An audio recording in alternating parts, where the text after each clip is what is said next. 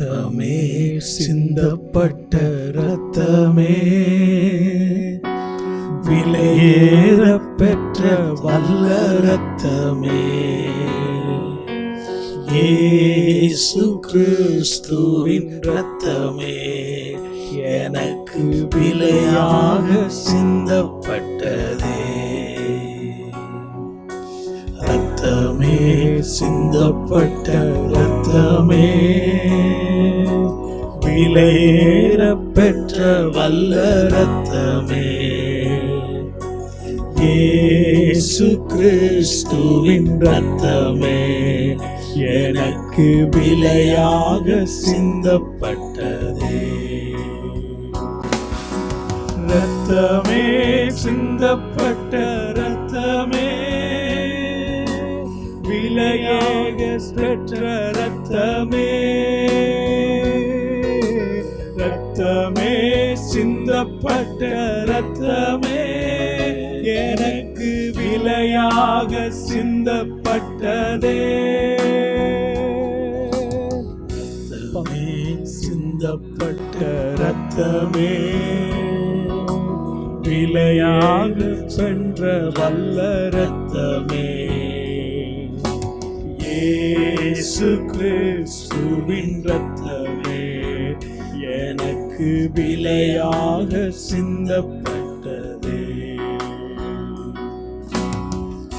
பாவங்கள் யாவையும் கழுவி என்னை பரிசுத்தமாக்கின வல்ல ரத்தமே, பாவங்கள் யாவையும் கழுவி என்னை பரிசுத்தமாக்கின வல்ல ரத்தமே, சுத்தமான சாட்சியை எனக்கு தந்து, சுத்தமான சாட்சியை எனக்கு தந்து, சுத்திகரித்த பரிசுத்த ரத்தமே, சுத்திகரித்த பரிசுத்த ரத்தமே, ரத்தமே சிந்தப்பட்ட ரத்தமே,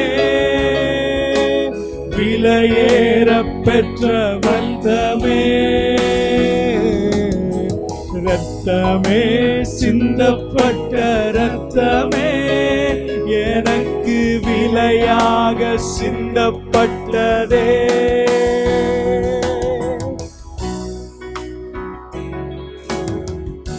தூரமான புற ஜாதி எனக்கு சொந்தம் என்ற உறவை தந்த ரத்தமே, தூரமான புற ஜாதி எனக்கு சொந்தம் என்ற உறவை தந்த ரத்தமே, ஜீவனுள்ள புதிய மார்க்கத்தினுள், ஜீவனுள்ள புதிய மார்க்கத்தினுள் பிரவேசிக்க தைரியம் தந்த ரத்தமே, பிரவேசிக்க தைரியம் தந்த ரத்தமே, ரத்தமே சிந்தப்பட்ட ரத்தமே, விலையேற பெற்ற ரத்தமே, ரத்தமே சிந்தப்பட்ட ரத்தமே, எனக்கு விலையாக சிந்தப்பட்டதே.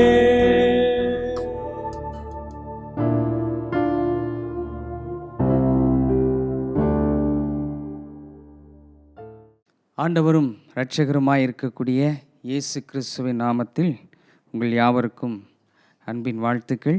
இந்த துதி ஆராதனை நாட்களிலே உங்களோடு கூட இணைந்து கர்த்தருடைய வார்த்தையை உங்களுக்கு நான் பகிர்ந்து கொள்வதிலே எனக்கு மிகுந்த மகிழ்ச்சி. இந்த துதி ஆராதனை நாட்களிலே உங்களோடு கூட நான் இணைந்து இந்த ஆரம்ப நேரத்தில் ஒரு 15 நிமிடம் இந்த சங்கீதம் 8 மையமாக வைத்து நாம் தியானிக்கிறோம். ஆகவே இந்த சங்கீதம் 8 சில வார்த்தைகளை சொல்வதிலே நான் பெரும் மகிழ்ச்சி அடைகிறேன். எல்லோரும் வேத புஸ்தகத்தை எடுத்துக்கொள்வோம்.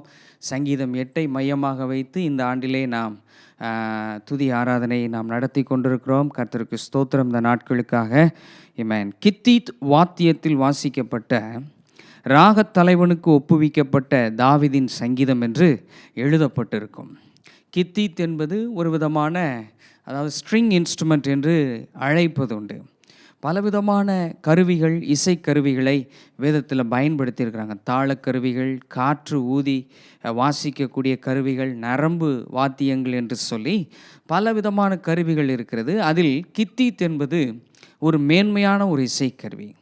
இது யார் பாடியிருக்கிறார் என்பதும் அந்த தலைப்பிலே நமக்கு சொல்லப்பட்டிருக்கிறது. தாவீதின் சங்கீதம் என்று எழுதப்பட்டிருக்கிறது. அநேக வேத பண்டிதர்கள் விசுவாசிக்கிறார்கள் இது தாவீது எழுதின முதல் சங்கீதமாய் இது இருக்கக்கூடும் என்று விசுவாசிக்கிறார்கள். அப்படி என்றால் ராஜாவாவதற்கு முன்பதாக, அபிஷேகம் பண்ணப்படுவதற்கு முன்பதாக, தாவீது வனாந்தரங்களிலே ஆடுகளை மேய்த்து கொண்டிருந்த நாட்களில் தனக்கு கிடைத்த நேரத்திலே தாவீது என்ன செய்திருக்கிறார்? கித்தீத் வாத்தியத்தை எடுத்திருப்பார். அப்புறம் என்ன செஞ்சிருப்பார்? அதை எடுத்து அப்படியே வாசித்துட்டு கர்த்தருக்கு பல பாடல்களை அவர் பாடியிருப்பார். ஆகவே அப்படி பாடும் பொழுது அவருக்கு வந்த முதல் பாடல் தான் சங்கீதம் 8. ஆச்சரியமாக இருக்கிறது பாருங்கள். இந்த சங்கீதம் 8 அவர் துவங்கி அந்த 9 வசனங்கள் இருக்கிறது. இந்த 9 வசனங்களையும் பாடலாக அவர் அப்படியே கித்தீத் வாத்தியத்தில் வாசித்து கொண்டு வருகிறார். வரும் பொழுது வசனம் 5, 6, 7, 8 வசனங்கள் கோர்வையாக இருக்கக்கூடிய மிகவும் அழகான வார்த்தைகள். பாடலுக்கு, அதாவது ஆராதனை அந்த பாடலுக்கு சம்பந்தப்பட்ட ஒரு அற்புதமான இது வார்த்தை பாருங்கள். நீர் மனுஷனை தேவதூதரிலும் சற்று சிறியவனாக்கி மகிமையினாலும் கனத்தினாலும் அவனை முடிசூட்டி இருக்கிறாரா. You have crowned him with glory and honor என்று எழுதப்பட்டிருக்கிறது. அப்புறம் உம்முடைய கரத்தின் கிரியைகளின் மேல் நீர் அவனுக்கு ஆளுகை தந்து சகலத்தையும் அவனுடைய பாதங்களுக்கு கீழ்ப்படுத்தினீர் என்று ஒரு வார்த்தை வருகிறது. அந்த வசனத்தை அப்படி பாடலாக பாடுறார். அடுத்ததாக ஆடுகள் எல்லாவற்றையும், காட்டு மிருகங்களையும், ஆகாயத்து பறவைகளையும், சமுத்திரத்து மச்சங்களையும், கடலில் சஞ்சரிக்கிறவைகளையும் அவனுடைய பாதங்களுக்கு கீழ்ப்படுத்தினீர் என்று அதில் அந்த பாடல் வரிகளாக அவர் பாடுகிறார். பாருங்கள், அவனுக்கு கனத்தையும் மகிமையும் முடிசூட்டினார் என்று எழுதப்பட்டிருக்கிறது. எப்படிப்பட்ட கனம், எப்படிப்பட்ட மகிமை என்பதுதான் ஒரு கேள்வி. இந்த சங்கீதத்தை பாடும் பொழுது அவர் குறிப்பிடக்கூடிய கனமும் மகிமையும் எதை பற்றி என்றால், அவனுக்கு மனிதனுக்கு கொடுக்கப்பட்ட ஆளுகையை குறித்து அங்கே சொல்லப்படுகிறது. ஆளுகை என்று சொல்லும் பொழுது டொமினியன் என்கிற ஆங்கில வார்த்தை பயன்படுத்தப்படுகிறது. வேதத்திலே பல இடங்களில் இந்த ஆளுகை குறித்து வாசிக்கிறோம். மிக முக்கியமாக எப்பொழுதுமே வேத பண்டிதர்கள் சொல்லுகிறபடி முதலாவது அந்த எந்த இடத்தில் வருகிறதோ அது ரொம்ப முக்கியமான ஒரு இடம் என்பது அது வேத பண்டிதர்களுடைய ஒரு கருத்து. சரியா? இந்த டொமினியன் என்பது ஆளுகை குறித்து தாவீது பாடுறார். அது எங்கே முதல்ல வருதுன்னா, நம்ம எல்லாருக்கும் தெரியும், ஆதியாமம் 1:28 முதலாவது வருகிறது. 1:28 6வது நாளில் மனுஷனை சிருஷ்டிக்கும் பொழுது இவ்வாறாக வார்த்தைகள் எழுதப்பட்டிருக்கிறது. பின்பு தேவன் அவர்களை நோக்கி என்று எழுதப்பட்டிருக்கும். நீங்கள் பலுகி பெருகி பூமியை நிரப்பி அதை கீழ்ப்படுத்தி சமுத்திரத்தின் மச்சங்கள், ஆகாயத்து பறவைகள், பூமியின் மேல் நடமாடுகிற சகல ஜீவ ஜந்துக்களையும் ஆண்டு கொள்ளுங்கள் என்று சொல்லி தேவன் அவர்களை ஆசீர்வதித்தார் என்று இருக்கும். இதில் சில ஆசீர்வாதங்கள் சொல்லப்பட்டிருக்கிறது. பெருகக்கூடிய ஆசீர்வாதம், பூமியை நிரப்பக்கூடிய ஆசீர்வாதம், கீழ்ப்படுத்தக்கூடிய ஆசீர்வாதம், ஆளுகை செய்யக்கூடிய ஆசீர்வாதம் என்று சொல்லி இதை ஆண்டவர் மனிதனை படைக்கும் பொழுது ஒரு ஆசீர்வாதமாகவே கொடுத்திருக்கிறார். Dominion is a blessing. இப்போ இந்த வார்த்தை சரியாய் புரிந்து கொண்டால் ஆண்டவரை தாவீதை போல துதிப்பதற்கு இன்னும் நமக்கு அது உதவியாக இருக்கும். சரியா? கவனியுங்கள், இந்த டொமினியன் என்கிற வார்த்தைக்கு எபிரேய பதம் ராடா என்கிற அந்த பதம் போடப்பட்டிருக்கிறது. ஹீப்ரு பைபிள் இருந்தால் நீங்கள் ரெஃபர் பண்ணி பாருங்கள். RADAH என்கிற அந்த வார்த்தை, ராடா என்கிற வார்த்தை பயன்படுத்தப்படுகிறது. ராடா அப்படின்னா, ராடா means to govern, to rule, to master, to manage என்று பலவிதமான ஒரு 4 அர்த்தங்களை நாம் சொல்ல முடியும். ஆண்டவர் மனிதனை படைக்கும் பொழுது, அவனை ஆசீர்வதிக்கும் பொழுது அவர் என்ன சொன்னார்னா, you have to govern the things, you have to rule the things, you have to manage the things and you have to master over the things என்று சொன்னார். இப்போ பாருங்கள், ஆளுகை என்ற உடனே நம்ம எல்லாருக்கும் என்ன மனதில் வரும்னா, 5 ஆண்டுகள் பல தேசங்களில் ஒரு பார்ட்டி தேர்ந்தெடுக்கப்பட்ட அரசியல் கட்சி, அந்த கட்சியானது 5 ஆண்டுகள் என்ன செய்கிறாங்க, ஆளுகை செய்கிறாங்க. அதுதான் நம்முடைய மனதில் வரும். இந்த உலக சம்பந்தமான அந்த ரூலிங், அந்த கவர்னிங், அதுதான் நம்முடைய மைண்டில் வரும். ஆனால் ஆண்டவர் மனிதனை படைத்து டொமினியன்ற வார்த்தை சொல்லும்போது மனுஷனே இல்லையே, ஆதாமும் ஏவாளும் தானே இருக்கிறாங்க. யார் ஆளுகை செய்கிறது? ஆண்டவர் சொல்கிறார், சமுத்திரத்தில் இருக்கக்கூடிய மச்சங்களை ஆளுகை செய்யுங்கன்றாரு, ஆகாயத்து பறவைகளை சொல்கிறாரு, காட்டு மிருகங்களை சொல்கிறாரு, பூமியை கீழ்ப்படுத்தின்றாரு. ஏன் ஆண்டவர் டொமினியனை சொல்லிட்டு இதை சொல்லணும் அப்படின்னு சொல்லி ஒருவேளை உங்களுக்கு யோசனைகள் வரலாம். இதற்கான ஒரு பதிலை சொல்கிறேன், கவனியுங்கள். When God said the word, you have to domain or dominion என்ற வார்த்தையை சொல்லும் பொழுது அவர் எதை மனதில் வைத்து சொன்னார்னா, the resources you have, the sources you have, உடைய கைகளில் இப்போ நான் படைத்து கொடுத்துருக்கிறேன் அல்லவா, இந்த சோர்ஸஸுக்கு நீங்கள் டொமைன் பண்ணி அதை ஆளுகை செய்யணும்னு சொல்கிறார். That's the right thing.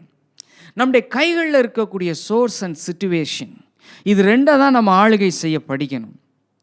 அன்றைக்கு பூமியை கீழ்ப்படுத்தி என்று சொல்லும் பொழுது எல்லாமே அவங்க ஆளுகைக்குள்ளே தானே இருந்தது.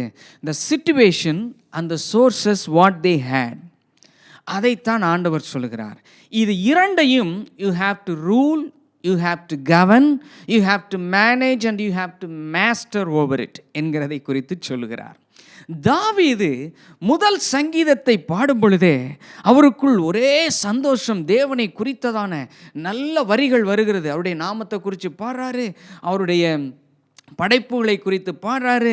அவர் சொல்கிறார், நீ ஸ்தாபித்த சந்திரன், இதெல்லாம் சொல்லிட்டு வந்துட்டு அப்புறம் மனுஷனை பார்த்துட்டார். மனுஷனை பார்த்தோன்னே நீர் அவனை நினைக்கிறதற்கும் அவனை விசாரிக்கிறதற்கும் ஏமாத்திரம் சொல்லிட்டு அப்புறம் சொல்கிறார், அவனை நீர் கனத்தினாலும் மகிமையினாலும் முடிசூட்டிருக்கிறீர். அந்த கனமும் மகிமையும் ஒவ்வொரு மனிதனுக்கு எப்படி வெளிப்படும் பார்த்தீங்கன்னா, ஸ்தோத்திரம், த டொமினியன், ஆளுகை செய்யக்கூடியதில் வெளிப்படும். இன்றைக்கி அநேகர் ஆளுகை செய்தனோடனே மனைவி ஆளுகை செய்கிறது, சப்டியூ பண்ணுறது, இல்லை கணவனை சில வீட்டில் பாருங்கள் மனைவிமார் படாத பாடுபடுத்துவாங்க, அதை ஒரு ஆளுகைன்னு நினச்சிக்கிறாங்க. இல்லைன்னா ஜனங்களை ஆளுகை செய்கிறது, உட்காருனா உட்காரு, எழுந்திருனா எழுந்திரே, இதுதான் அப்படின்னு சொல்லி அப்படிலாம் நினைக்கிறாங்க. நோ, ஆண்டோடைய மனதில் மனிதனை படைக்கும் பொழுது அந்த ஆளுகைன்ற வார்த்தை சொல்லும் பொழுது அவருக்குள் இருந்த எண்ணம் என்னவென்றால், உங்களுடைய கைகளிலும் என்னுடைய கைகளிலும் கொடுக்கப்பட்டிருக்கக்கூடிய ரிசோர்ஸஸை சரியாய் பயன்படுத்தணும், சரியாய் நிர்வகிக்கணும், சரியாய் அதை என்ன செய்யணும், அதை நாம் பயன்படுத்த வேண்டும், ஆளுகை செய்ய வேண்டும் என்று தான் ஆண்டவர் வைத்திருந்தார். சரி, கவனியுங்கள், துதிக்கும் ஆளுகைக்கும் என்ன சம்பந்தம்? சங்கீதம் 8 ஆளுகை குறித்து இருக்குன்னு சொல்லிட்டீங்களே, இந்த துதிக்கும் ஆளுகைக்கும் என்ன சம்பந்தம் அப்படின்னு சொல்லி ஒருவேளை நீங்கள் யோசிக்கலாம். நான் ரொம்ப சுருக்கமாக சிம்பிளிஃபை பண்ணி சொல்கிறேன், கவனியுங்கள்.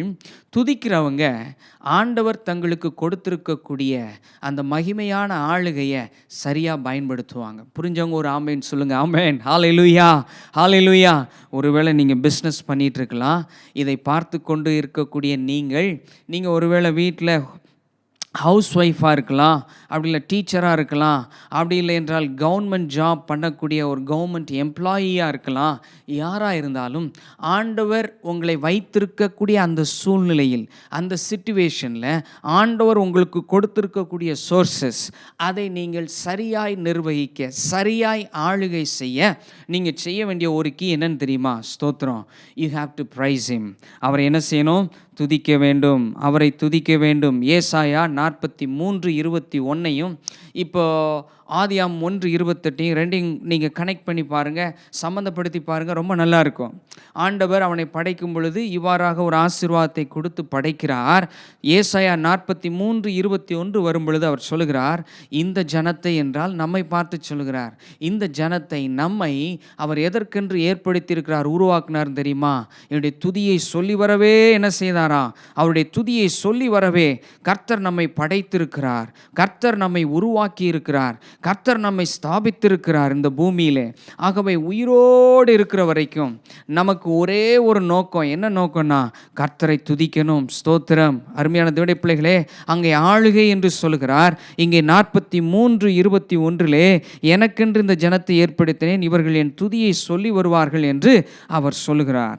அருமையான தேவனுடைய பிள்ளைகளே, இது ரெண்டையும் வைத்து தாவீது தன்னிடத்தில் இருந்த சோர்சஸ், சிச்சுவேஷன் எப்படி பயன்படுத்தினார்.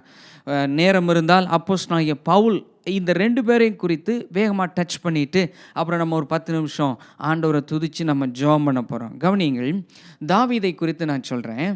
ஒரு சூழ்நிலை வருகிறது. தேசத்திற்கு விரோதமாய் ஒரு பெரிய ராட்சசன் எழும்புகிறான். எழும்பி பல காரியங்களை கொக்கரித்து கொண்டு இருக்கிறான். நம்ம எல்லாருக்கும் தெரியும், அது 1 சாமுவேல் 17ஆவது அதிகாரத்தில் இருக்கிறதை நாம் அறிவோம். இப்போ 1 சாமுவேல் 17 எழுங்க. இப்போ இந்த சிச்சுவேஷனை ரூல் பண்ணோம். சரியாக அவர் ஆளுகை, ஆண்டவர் அவருக்கு கொடுத்துருக்கக்கூடிய ஆளுகை சரியாக பயன்படுத்தணும். சரியா? கவனியுங்கள், எப்படி அவர் பயன்படுத்துகிறான்றதை நான் உங்களுக்கு சொல்லித்தரேன். பெலிஸ்தியனாகிய கோலியாத் 1 சாமுவேல் 17ஆவது அதிகாரம் வசனம் 42, 43, 44 வசனங்களை வாசித்துட்டு அப்புறம் உங்களுக்கு சொல்கிறேன்.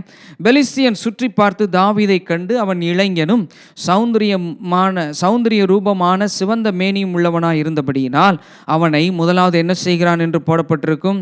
ஃபர்ஸ்ட் அட்டம்ப்ட் பெலிஸ்தன் அசட்டை பண்ணி பார்க்குறான். அப்படியாவது தாவீது பேக் அடிப்பானான்னு சொல்லிட்டு அமைதியாய் தாவீது முன்னேறி கொண்டே வருகிறார். இப்பொழுது பெலிஸ்தியன் தாவீதை பார்த்து, அசட்டை பண்ணும்போது ஒன்றுமே செய்யல, இப்போ நீ தடிகளோட இடத்தில் வர நான் நாயா என்று சொல்லி அவன் தன் தேவர்களை கொண்டு தாவீதை சபித்து பார்க்கிறான். இப்பயாவது பயந்து பின்வாங்குவானான்னு பார்த்தா தாவீது முன் வைத்த காலை பின்வாங்கல. ஏன் தெரியுமா? He is a worshipper. அவர் ஒரு அருமையான துதி வீரர், ஆராதனை வீரர். ஆகவே முன் வைத்த காலை பின் வைக்கல. இப்போ 3வது ஒரு த்ரெட்டை கொடுக்குறான். முதலாவது அசட்டை பண்ணி பார்க்குறான், பயப்படுவான்னு நினச்சி வார்த்தைகள்லாம் சொல்லி பார்த்தா தாவீது கண்டுக்கிறவே இல்லை, வந்துட்டே இருக்கிறார். 2வதாக சபிச்சு பார்க்குறாரு, சில வார்த்தைகளை சொல்லி தாவீது முன்னேறிட்டு போயிட்டே இருக்கிறார். ஸ்தோத்திரம். 3வதாக இப்பொழுது சொல்லுகிறான், அருமையான தேவனுடைய பிள்ளைகளே, பின்னும் அந்த பெலிஸ்தியன் தாவீதை பார்த்து, ஆகாயத்து பறவைகளுக்கு காட்டு மிருகங்களுக்கும் கொடுப்பேன் அப்படின்னு சொல்கிறான். இப்போ தட்ஸ் த மேக்ஸிமம் த்ரெட். ஒருத்தரை கொலை பண்ணிடுவேன்னு சொல்கிறதா இந்த உலகத்தில் ரொம்ப பெரிய ஒரு பயமுறுத்தலாக நாம் கருத முடியும். சரியா? That's the maximum threat a person can give to another person or an enemy. சரியா?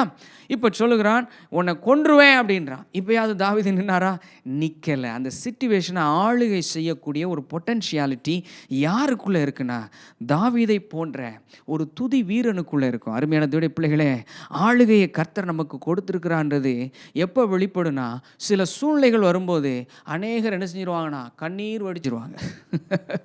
ஐயோ ஆண்டவரே, யோபு போல் எங்களை சோதிச்சு எங்களை பாடாப்படுத்துறீங்களேன்னு சொல்லி அநேகர் அழுக தான் தெரியுமே ஒழிய துதிக்க தெரியாது, அந்த சிச்சுவேஷனை கவர்ன் பண்ண தெரியாது. இந்த உலகத்தில் படைக்கப்பட்ட முதல் மனிதனாகிய ஆதாமிலிருந்து இன்னைக்கு இருக்கக்கூடிய உங்களில் வரைக்கும், இல்லை பிறக்கக்கூடிய பிள்ளைகள் வரைக்கும் ஆண்டவர் ஒரு பொட்டன்ஷியாலிட்டியை உள்ள வச்சிருக்கிறார். நல்லா கவனிங்க. இந்த சத்தியத்தை தெரிஞ்சிட்டிங்கன்னா சும்மா எல்லாத்துக்கும் நீங்கள் அழுதுட்டு இருக்க மாட்டீங்க. உங்களுக்குள்ளே இருக்கக்கூடிய பொட்டன்ஷியாலிட்டியை துதிக்கிறவங்க எப்படி ரிலீஸ் பண்ணி அதை எப்படி எக்ஸசைஸ் பண்ணணுன்றதான் இன்றைக்கி சத்தியம். உங்களுக்கு இன்றைக்கி அநேகர் அது தெரியாதனால கன்னத்தில் கை வச்சு ஒரே ஒப்பாரி போட்டு அழுதுட்டுருக்கிறாங்க. கவனியுங்கள், இன்றைக்கி ஒரு சிச்சுவேஷன் வரும்போது என்ன செய்யணும்? பலர் அசட்டை பண்ணுறாங்க, பயமுறுத்துகிறாங்க, சூழ்நிலைகள் இப்படி வருது, மரண பயம் போல் இருக்குது அப்படின்னோடனே உட்காந்துடக்கூடாது. ஒரு துதி வீரன் அதை ஆளுகை செய்ய தெரியணும். அப்பொழுது தாவீது என்ன செய்கிறான் என்றால், பெலிஸ்தியனுக்கும் அந்த சேனைக்கும் எதிராக ஓடுகிறதை பார்க்கிறோம். அதற்கு முன்பதாக ஒரு வார்த்தை சொல்கிறார், கர்த்தரின் நாமத்தை உயர்த்தி விட்டு அவர் தொடர்ந்து முன்னேறுகிறதை பார்க்கிறோம். அருமையான தேவனுடைய பிள்ளைகளே, துதிக்கிறவங்க எந்த ஒரு சூழ்நிலையும் ஆளுகை செய்ய முடியும். புரிஞ்சவங்க ஒரு ஆமென் சொல்லுங்க. ஹல்லேலூயா, பிரைஸ் காட். தாவீது சொல்லுகிறார், நீ தாக்குவதற்கு பட்டயத்தோடு ஈட்டியோடு வருகிற, அதே நேரத்தில் உன்னை பாதுகாக்க கேடகத்தோடு வருகிற. இதெல்லாம் வீண்பா. ஆனால் ஒரு காரியம் தான் இருக்கணும். என்ன இருக்குன்னா, தேவனுடைய நாமத்தை துதிக்கக்கூடிய துதி உன் நாவில் இருந்ததுன்னா ஸ்தோத்திரம். தாவீது அந்த காரியத்தை அருமையாக எக்ஸசைஸ் பண்ணுறார். He was praising God. He was exalting the excellent name of our Lord and Savior. அந்த நாமத்தை உச்சரித்து கொண்டே போகிறதை பார்க்கிறோம். துதித்து கொண்டே முன்னேறி செல்லுகிறதை பார்க்கிறோம்.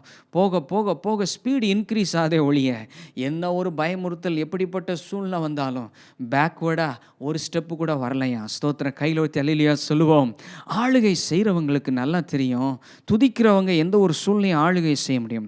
இன்றைக்கும் நம்முடைய வாழ்க்கையில் சந்தித்து கொண்டிருக்கக்கூடிய சூழ்நிலை பொருளாதார ரீதியான ஒரு எதிர்மறையான சூழ்நிலையாக இருக்கலாம், பிள்ளைகளோட காரியங்கள் போன்ற எதிர்மறையான சூழ்நிலையாக இருக்கலாம், ஒருவேளை பலவீனம் போன்ற எதிர்மறையான சூழ்நிலையாக இருக்கலாம்.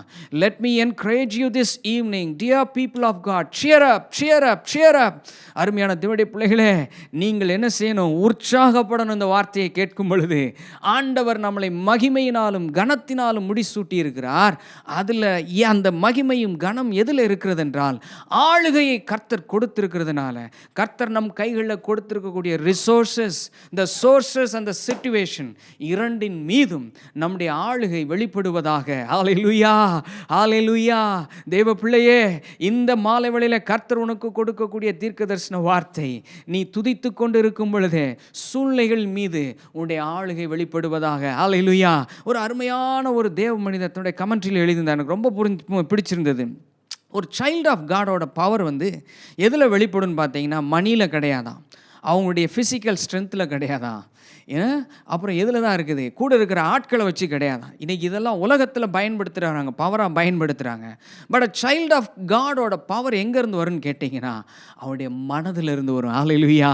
ஏன்னா அந்த மனது முழுவதும், உள்ளம் முழுவதும் தேவனுடைய நினைவுகளாலும் தேவனுடைய துதியினாலும் நிரப்பப்பட்டிருக்கிறதுனால the power comes from here, not from here. Hallelujah, praise God. ஆகவே கர்த்தர் கொடுத்திருக்கக்கூடிய ஆளுகையை இந்த நாளிலே அற்புதமாய் நாம் பயன்படுத்துவோமாக. என்னுடைய நண்பரும் என்னுடைய சிநேகிதர், ரொம்ப நெருங்கிய நண்பர், அருமையான பாஸ்டர் காட்ஸ்வில் இஸ்ரேல், அவருக்கு ஆண்டவர் அநேக பிள்ளைகளை கொடுத்துருக்கிறார். அவரை அடாப்ட் பண்ணி 2-3 பிள்ளைகளை வளர்க்கிறார். அவருடைய பிள்ளைங்கள பையங்க 2-3 பேரை பார்த்தேன். ஒருத்தன் பேர் டெஸ்மண்ட், இன்னொரு தம்பி பேர் Dominion. Pastor, it's a unique name அப்படின்னு சொன்னேன். அவர் சொன்னார், எப்பொழுதெல்லாம் டொமினியன் கூப்பிட்றேனோ அப்போல்லாம் கர்த்தர் என்னை குறித்து வேதத்தில் சொல்லப்பட்டிருக்கக்கூடிய வார்த்தைகள் ஞாபகம் வரும். என்ன ஒரு அற்புதமான காரியம். இன்றைக்கி அநேகர் பேர் வைக்கிறாங்க, ஸ்டைலாக இருக்கணும்னு வைக்கிறாங்க. ஆனால் அந்த டொமினியன் பேர் சொல்லும் போதெல்லாம் அவருக்குள்ளே ஒரு நினைவு வருதான். என்ன நினைவு வருதுன்னா, I will dominion over the situation and the sources what God had given to me. ஆண்டவர் எனக்கு கொடுத்திருக்கக்கூடிய ஏதுக்கள் மீதும், ஆண்டவர் எனக்கு கொடுத்திருக்கக்கூடிய சோர்ஸ் மீதும், ஆண்டவர் என்னை நடத்தி செல்லக்கூடிய சூழ்நிலைகள் மீதும் I will rule over that, I will master that, I will manage that. Amen. Praise God. இந்த வார்த்தைகளோடு கூட நாம் ஜெபிக்க போகிறோம். எல்லாரும் சேர்ந்து ஜெபம் பண்ணலாம். கர்த்தர் நல்லவர். கைகளை உயர்த்தி கர்த்தர் நல்லவர் சொல்லுவோம். ஏமேன், ஏமேன். நேரம் இல்லை அப்போஸ்தலனாகிய பவுலை குறித்து சொல்ல. ஏமேன். அப்போஸ்தலனாகிய பவுலும் அதே மாதிரி தான். அவர் நல்ல ஒரு துதி வீரன். பிலிப்பு பட்டணத்தில் சிறைச்சாலையில் இருந்த பொழுது அவர் என்ன செய்கிறார்?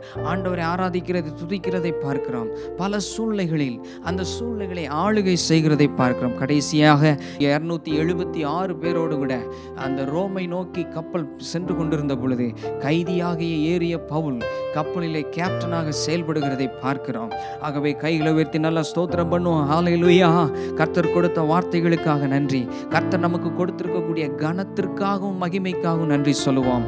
ஒருவேளை உலகம் நம்மை சரியாய் கனப்படுத்தாமல் ரெகக்னைஸ் பண்ணாமல் இருக்கலாம். But remember this word of God.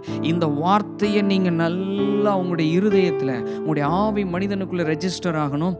ஆண்டவர் ஆமென் ஸ்தோத்திரம் உங்களை கனத்தினாலும் மகிமையினாலும் முடிசூட்டி இருக்கிறதுனால, உங்களுடைய கைகளை ஆளுகை தந்திருக்கிறதுனால, இன்னும் அழுது அழுது புலம்பட நாட்கள் போதும். சும்மா ஒரு இடத்துல உட்காந்து எப்போ பார்த்தாலும் அழுதுட்டு இருக்கிற நாட்கள் போதும்.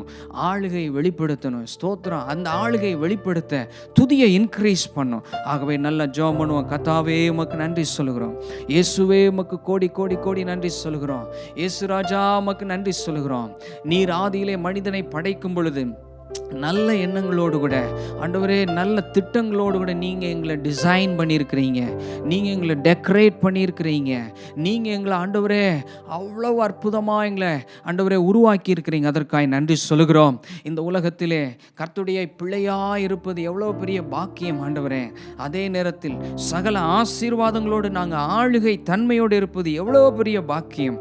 அதற்காக நன்றி சொல்லுகிறோம்.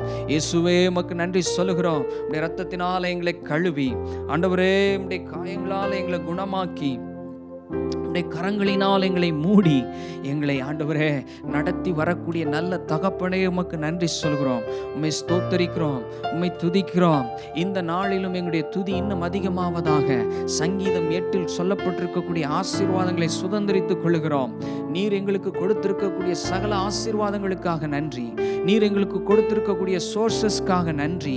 ஆண்டவரே, நாங்கள் கடந்து போய் கொண்டிருக்கக்கூடிய இந்த சூழ்நிலைகளை மேற்கொள்ளக்கூடிய ஒரு திறனை தந்திருக்கிறதற்காக நன்றி சொல்கிறோம்.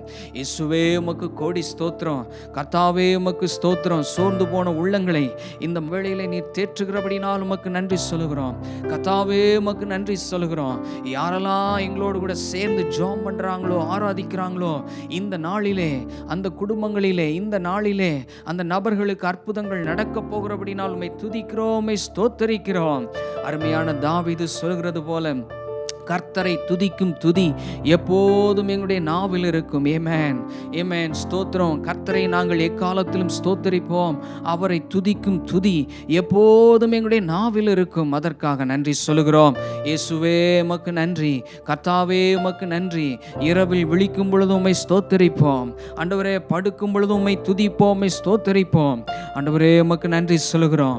அப்பா உமக்கு நன்றி சொல்லுகிறோம். ராஜாவே உமக்கு நன்றி சொல்லுகிறோம். எங்களுக்கு கொடுத்திருக்கக்கூடிய கனத்திற்காக நன்றி. எங்களை நீர் மகிமையினால் முடிசூட்டி இருக்கிறதற்காக நன்றி சொல்லுகிறோம். எங்களை மேன்மையாய் வைத்திருக்கிறபடினால் உமக்கு நன்றி சொல்லுகிறோம். தகப்பனே, வசனத்தில் கொடுக்கப்பட்டிருக்கக்கூடிய வெளிச்சங்களை எங்களுக்கு தர்றீங்களே, அதற்காக நன்றி சொல்லுகிறோம். தகப்பனே உமக்கு நன்றி சொல்லுகிறோம். நாங்கள் சில ஆண்டவரே கடினமான பாதைகள் வழியாய் செல்லும் பொழுது அவைகளை மேற்கொள்ளக்கூடிய ஒரு பலனை எங்களுக்குள்ளேயே வச்சிருக்கிறீங்களே, அதற்காக நன்றி சொல்லுகிறோம். அவைகளை தகர்த்தெறியக்கூடிய, தடைகளை தகர்த்தெறியக்கூடிய ஆண்டவரே அப்பா, இயற்கைக்கு அப்பாற்பட்ட ஒரு வல்லமை எங்களுக்குள் வைத்திருக்கிறீரே, அதற்காய் நன்றி சொல்லுகிறோம். உம்மை துதிக்கிறோம், ஸ்தோத்தரிக்கிறோம். யெகோவா ஈரே, சகலவற்றையும் பார்த்து கொள்ளக்கூடிய நல்ல தேவனே உமக்கு நன்றி. யெகோவா நிசியே, எங்களுக்காக யுத்தம் பண்ணி என் வெற்றி கொடியை எங்களுக்காக பிடிக்கிறவரே உமக்கு நன்றி சொல்லுகிறோம். பரிசுத்த ஆவியானவரே உமக்கு நன்றி. வல்லமை உள்ள தேவனே உமக்கு நன்றி. அப்பா, உமக்கு கோடி கோடி கோடி நன்றி சொல்லுகிறோம். இந்த நாளிலும் ஆராதனையின் ஒவ்வொரு பகுதியும் ஆண்டவரே, இந்த துதி ஆராதனையின் ஒவ்வொரு பகுதியும் எங்களுடைய ஜனங்களுக்கு, சபையாருக்கு ஒரு பெரிய விடுதலையை தரும்படியாய் ஜெபிக்கிறோம். பயத்திலிருந்து விடுதலை தரும்படியாய் உம்மை துதித்து ஸ்தோத்தரித்து ஜெபிக்கிறோம். ஆண்டவரே, சந்தேகங்கள், பலவிதமான கலக்கங்களிலிருந்து, குழப்பங்களிலிருந்து எங்களுடைய ஜனங்களுக்கு இந்த நாளிலே விடுதலை தரும்படியாய் நாங்கள் உம்மை துதிக்கிறோம், உம்மை ஸ்தோத்தரிக்கிறோம்.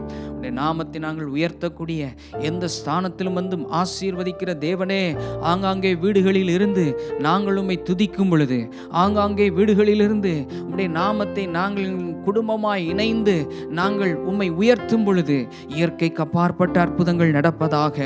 இயேசுவே, இயற்கைக்கு அப்பாற்பட்ட அற்புதங்கள் நடப்பதாக. செங்கடல் புரிவதாக. யோர்தான் ஒரே குவியலாய் நிற்பதாக. எரிகோ மதில்கள் தரைமட்டமாவதாக. In the name of Jesus. அப்பா, உமக்கு நன்றி சொல்லுகிறோம். ஒரு சூப்பர் நேச்சுரல் மிரக்கிளை ஆண்டவரே ஒவ்வொரு நாளும் நீர் நடத்தி தருவீங்க ஆண்டவரே, அதற்காய் நன்றி சொல்லுகிறோம். துதியின் மூலமாய் உம்முடைய வல்லமை வெளிப்படுவதாக. இந்த ஆராதனையின் மூலமாக உம்முடைய வல்லமை வெளிப்படுவதாக. உமக்கு நன்றி சொல்லுகிறோம். எபனேசரே ஸ்தோத்திரம். எல்ரோயி உமக்கு ஸ்தோத்திரம். எங்களை ஒவ்வொரு நாளும் எங்களை கண்காணிக்கிற, எங்களை பாதுகாக்கக்கூடிய நல்ல தேவனே உமக்கு நன்றி சொல்கிறோம். El Shaddai, El Shaddai, all powerful God, சர்வ வல்லமையுள்ள தேவன், ஆம்னிபோடன்ட் காட், சர்வ வல்லமையுள்ள தேவனே, உருவாக்கும் சிருஷ்டி கர்த்தரே உமக்கு நன்றி சொல்கிறோம். உம்மை துதிக்கிறோம், உம்மை ஸ்தோத்தரிக்கிறோம். நீர் செய்யப்போக்கூடிய அற்புதங்களுக்காக, நீர் செய்யப்போக்கூடிய காரியங்களுக்காக நன்றி சொல்லுகிறோம், நன்றி சொல்லுகிறோம். சோர்வுகள் மாறுவதாக. இயேசுவே அப்பா, ஆராதனை வீரரோடு இணைந்து இந்த நாளிலும் உம்மை ஆராதிக்கும் போது, துதிக்கும் போது, இந்த ஜெபத்தில் பங்கெடுத்து ஆண்டவரே சேர்ந்து ஜெபிக்கும் பொழுது சரீரத்தில் இருக்கக்கூடிய சோர்வுகள் மாறுவதாக. எல்லா டயர்னஸும் வெளியேறுவதாக. ஸ்தோத்திரம், உமக்கு நன்றி சொல்லுகிறோம். ஆண்டவரே, சரீரத்தில் ஒரு புது பலன், ஒரு புது ஆண்டவரே ஒரு புத்துணர்ச்சி உண்டாவதாக. உமக்கு நன்றி சொல்லுகிறோம். தொடர்ந்து நீங்கள் பொறுப்பெடுத்து நடத்துவீங்க, தொடர்ந்து நீங்கள் அற்புதமாக எங்களை நடத்துவீங்க, தொடர்ந்து ஆண்டவரே உடைய கிருபை எங்களை நடத்துவதாக. அதற்காக நன்றி சொல்லுகிறோம். எங்களுடைய சபையின் ஊழியர்களுக்காக ஸ்தோத்திரம் பண்ணுறோம். இந்த நாட்களை ஏற்படுத்தி கொடுத்ததற்காக நன்றி சொல்லுகிறோம். இந்த நாட்களிலே எங்களுக்கு ஊழியம் செய்யக்கூடிய ஆராதனை வீரர்களுக்காக ஸ்தோத்திரம் சொல்கிறோம். ஒவ்வொரு தேவ மனிதரை நீர் வல்லமையாய் பயன்படுத்துகிறபடினால் உமக்கு நன்றி சொல்கிறோம். ஆண்டவரே, ஒவ்வொரு வீடுமே அப்பா உம்முடைய மகிமையினால் நிரப்பப்படுவதாக. ஒவ்வொரு வீடும் ஒவ்வொரு குடும்பமும் இந்த நாளிலே உம்முடைய மகிமையினால் நிரப்பப்படுவதாக. உமக்கு நன்றி நன்றி நன்றி அப்பா, நன்றி அப்பா. தெய்வீக சுகம், ஆரோக்கியம் ஒவ்வொரு குடும்பங்களுக்குள்ளும் அந்த சுகம் நிரப்பப்படுவதாக. ஒவ்வொரு அறைகளுக்குள்ளும் சுகம் இருப்பதாக. உமக்கு நன்றி சொல்கிறோம், ஸ்தோத்தரிக்கிறோம், துதிக்கிறோம்.